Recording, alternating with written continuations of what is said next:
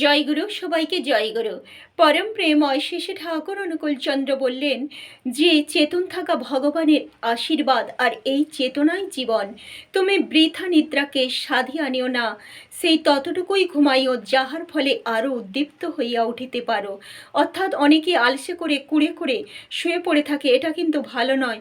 এতে শরীরেরও ক্ষতি, মনেরও ক্ষতি। শ্রী ঠাকুর বললেন ভোরে ওঠা অভ্যাস করা ভালো, ওতে কিন্তু দিনটা অনেকটা বেড়ে যায়। আর তারপর পরপর কাজ করার অনেককে প্রেরণা পাওয়া যায় যারা ভোরবেলা ওঠে। আরও বললেন যে আমি অনেক সময় দেখেছি 10 মিনিট ঘুমেই অনেক সময় সেই 3-4 ঘন্টা ঘুমের কাজ হয়ে যায়। এটা একদিনে হয় না, অভ্যাস করতে করতে হয়। নাম ধ্যান যাজন যত বাড়ানো যায় ততই কিন্তু কম ঘুমেই কাজ হয়ে যায়, আর তখন সব কিছুর মধ্যে স্ফূর্তি বজায় থাকে, সব কিছু করতে তখন ভালো লাগে। তাই নাম ধ্যান